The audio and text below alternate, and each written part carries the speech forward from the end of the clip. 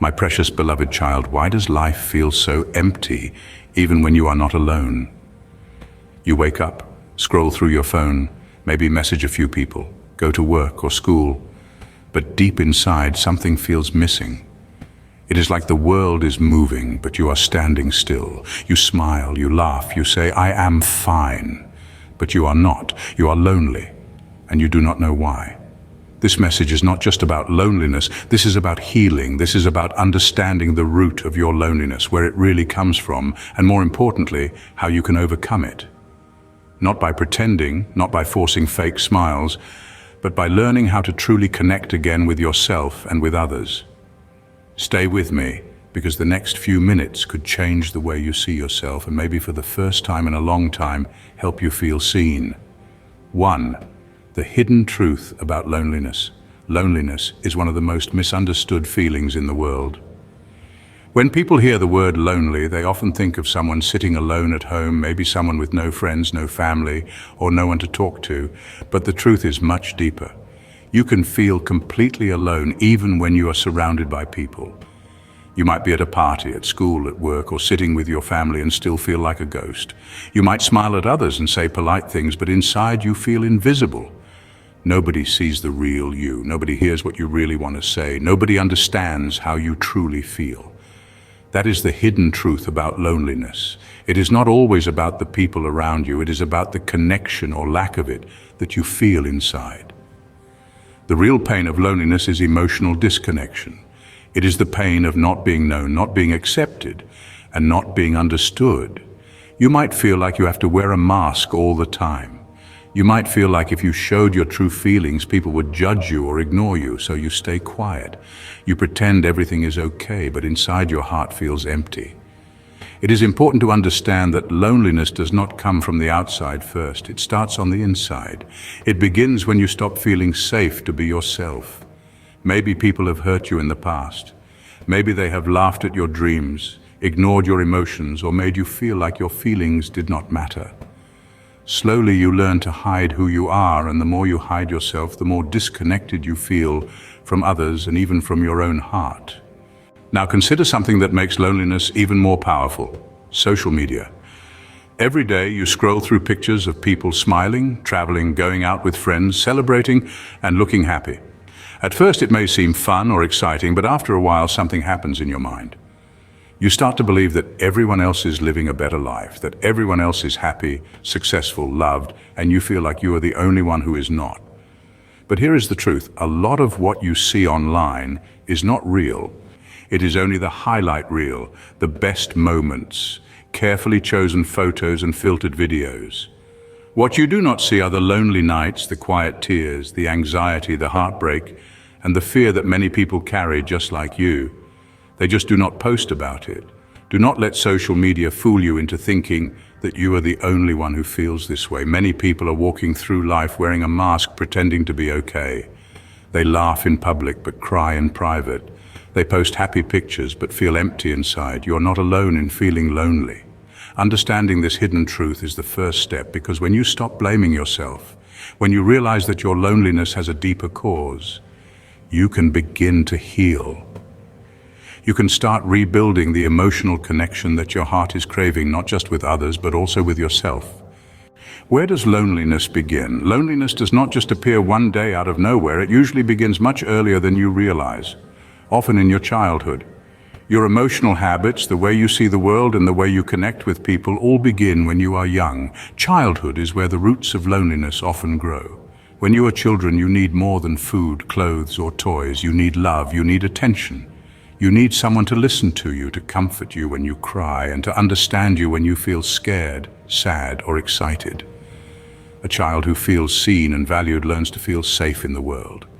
That child grows up knowing that their feelings matter and that it is okay to express them. But not every child grows up in that kind of environment. Some children grow up in homes where their emotions are ignored.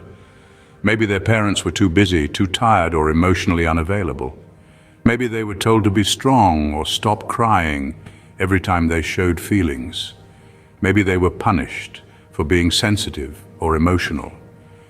Over time, these children learn a dangerous lesson: that their feelings do not matter, or worse, that showing emotions is a weakness. So what do? They start hiding, they stop crying in front of others, they stop asking for help, they keep everything inside. This creates an emotional wall. That wall might have helped protect them when they were young, but as they grow up, it becomes a prison. Even when they meet kind, caring people later in life, they find it hard to trust. The old fear still whispers in their mind, do not open up. Do not show your true self, they might not care.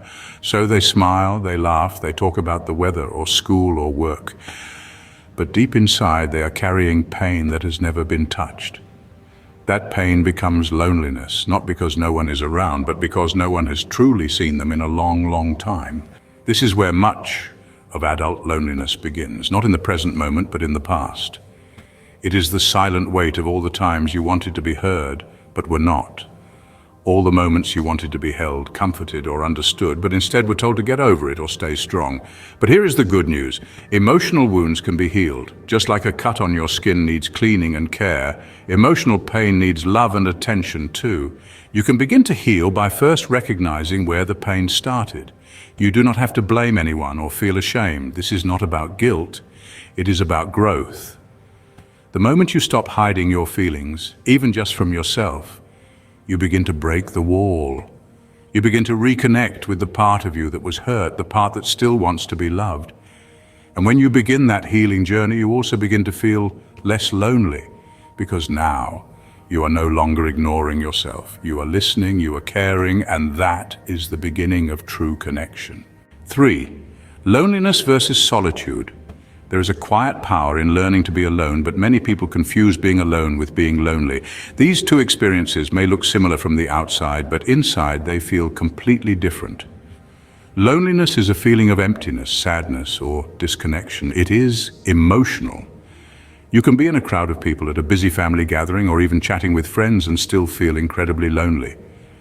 You may smile, nod, and take part in conversations, but inside you feel invisible. It is like you are watching life happen from a distance, but you are not really part of it. That is what loneliness does. It creates emotional distance between you and the world. Solitude, on the other hand, is something very different. Solitude means being physically alone, but emotionally at peace. It is when you are alone, but not lonely. It is when you sit with yourself and actually enjoy your own company. You may read a book, go for a walk, listen to music, or simply sit in silence and feel calm, safe, and whole. Solitude is not a weakness, it is a quiet strength. The truth is, learning to enjoy solitude is one of the most important steps in healing loneliness, because when you're comfortable with being alone, you are no longer desperate for others to make you feel good. You stop chasing people just to feel important or accepted. You start building a stronger relationship with yourself, and that changes everything. But how do you go from loneliness to solitude? The first step is learning to sit with yourself without distractions. No phone, no social media, no constant noise, just you, your thoughts, and your heart. At first it may feel strange, maybe even uncomfortable. That is okay. That discomfort is normal. It is because you are not used to it yet. You have been taught to run from silence. But if you stay with it, something beautiful will happen. You'll begin to notice your thoughts, your feelings, your dreams. You will begin to hear the voice inside you, the one that has been quiet for so long, and slowly that voice becomes clearer. It tells you what you need, what you love, what you are afraid of, what makes you come alive. This is the beginning of self-connection. When you build this connection with yourself, you start to feel more complete. You begin to enjoy your own company, not because you're pretending everything is perfect, but because you finally feel safe with who you are. You no longer need people to constantly fill your emotional cup. You can fill it yourself. That is not loneliness, that is freedom. This does not mean you do not need others. Human connection is still important. Each person wants to feel loved and understood. But when you are comfortable in solitude, you no longer depend on others to feel whole. You can want connection, but you do not need it to feel okay. That is powerful. Remember, you fix loneliness from the inside out, not by begging others to notice you, not by filling your life with noise, but by sitting with yourself, healing your heart, and learning to love your own presence. That is when solitude becomes a gift, and that is when loneliness starts to fade. What you tell yourself matters. Your thoughts are more powerful than you think. The words you repeat to yourself day after day shape how you feel and how you see the world. This inner voice Your self-talk can either build you up or break you down. And when you are feeling lonely, this voice often becomes your worst enemy. Think about this. If you keep telling yourself nobody cares about you, or you do not belong anywhere, or you are not important, what do you think will happen? Your brain will begin to believe those words, and when it believes something, it starts looking for evidence to prove it. This is called confirmation bias, when your mind focuses only on the things that match what you already believe. So if you believe you are unwanted, your brain will highlight every moment someone ignores you or forgets you. If you think you do not belong, you will notice every time someone excludes you or looks away. Meanwhile, you may miss the small moments of kindness, like a smile from a stranger, a message from a friend, or a compliment someone gave you. Your mind skips over those things because they do not match the painful story you have been telling yourself. This becomes a dangerous loop, a cycle. Your negative thoughts create negative emotions, and those emotions make the thoughts feel even more real. Soon you are stuck in a prison built by your own words. But there is a way out, and it begins with changing your self-talk. This does not mean you lie to yourself or pretend everything is perfect. It means you start speaking truth, the kind of truth that gives you strength, not shame. Tell yourself, I am worthy of love, even if others do not always show it. Even if I have made mistakes, my value does not disappear. I matter even when no one says it. My existence has meaning. I do not need constant approval to believe that. I am learning to connect one step at a time. It is okay to not have it all figured out. Growth takes time. I am not broken, I am healing. Yes, I have been hurt, but I am not stuck. I am changing slowly but surely. These affirmations may feel strange at first. You might not fully believe them yet. That is okay. Say them anyway.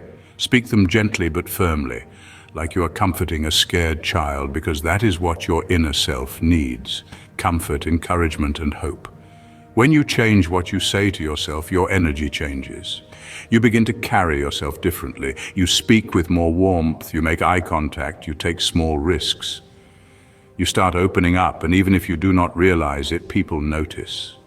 They may not understand why they feel more drawn to you, but they do, because energy is real, confidence is felt, inner peace is visible, and it all starts with the words you whisper in your own mind. Do not wait for the world to speak love into your life. Be the first one to do it, because what you tell yourself matters more than anything. The fear of rejection blocks connection.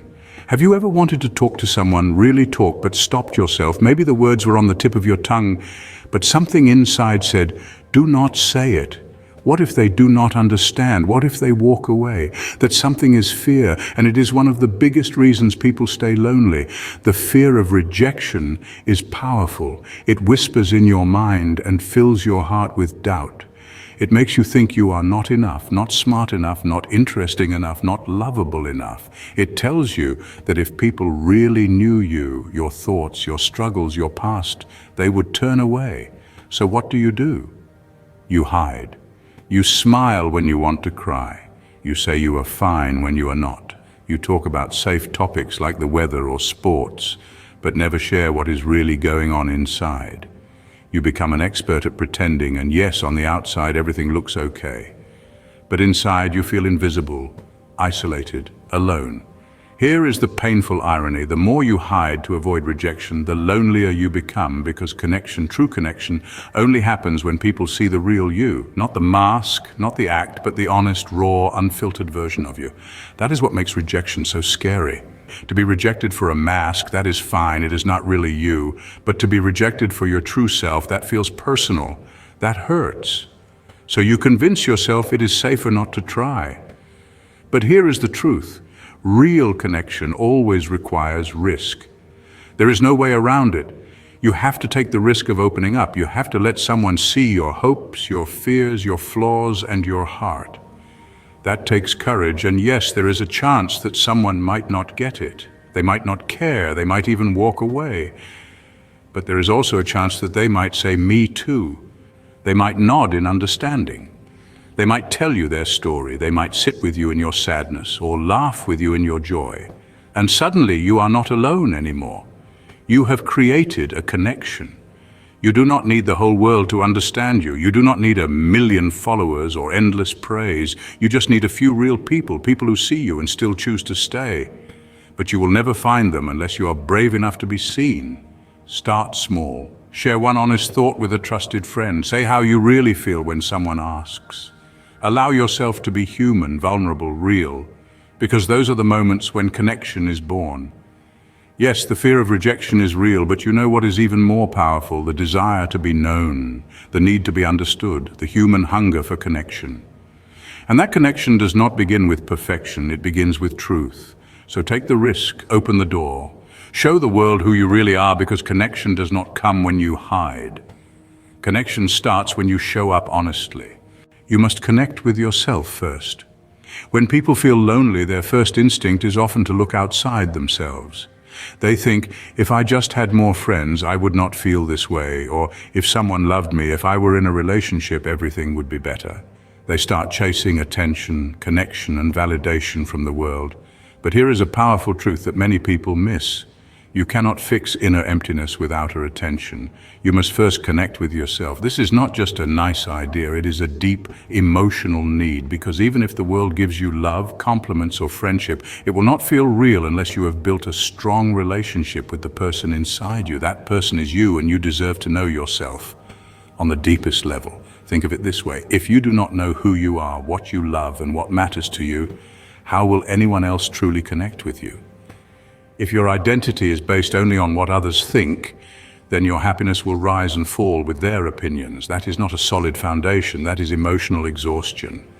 So instead of chasing people, start by becoming your own best friend. Spend time alone, but not in sadness or boredom. Spend time getting curious about yourself. Ask meaningful questions. What do I love doing? Not because others say it is cool, but because it lights me up inside. What makes me feel alive? So alive that I lose track of time when I am doing it. What kind of people make me feel inspired, safe, and seen? What kind of life do I truly want to live? Not for approval, but for peace. Write your answers down, sit with them, reflect on them. You might be surprised at what you discover, then go do those things that bring you joy. Create art, read books, dance, take long walks in nature, watch the sunrise, learn something new, listen to music that touches your heart. Move your body, breathe deeply, laugh, cry, be real with yourself. Because when you do things that feed your soul, something magical happens.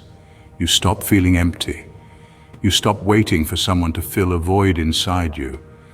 You start to realize that you're enough. You begin to enjoy your own company, not because you are trying to escape the world, but because you have created peace within, and that kind of inner peace is magnetic. When you are deeply connected to yourself, you radiate a different energy. You walk into a room differently. You speak with more confidence. You smile with more warmth, and people notice. They may not know why, but they will feel drawn to you because you are grounded, whole, and alive. The best part, you no longer need people just to escape your loneliness. You choose relationships from a place of strength, not desperation. That makes your connections deeper, healthier, and more real. So, before you search the world for someone to understand you, make sure you understand yourself. Before you wait for others to love you, start loving your own presence. The relationship you have with yourself is the foundation for every other relationship in your life. Connect with your own soul first, because that is where true connection begins. Scene script 7. Stop comparing your life to others. Comparison is the thief of joy. That is not just a saying, it is a truth many of you feel every day. And it becomes even more painful when you are already feeling lonely. You look around and it seems like everyone else has what you're missing: a group of close friends, a loving relationship, a happy family, a busy social life. And you wonder, why not me? This is the dangerous trap of comparison. It tells you lies. It whispers that others are ahead and you are behind, that others are loved and you are forgotten, that others are living and you are just surviving. But here is what you must remember. You are comparing your private pain to someone else's public smile. You do not know the full story. That friend who posts happy pictures might cry alone at night. That couple who looks perfect on social media might be struggling in silence.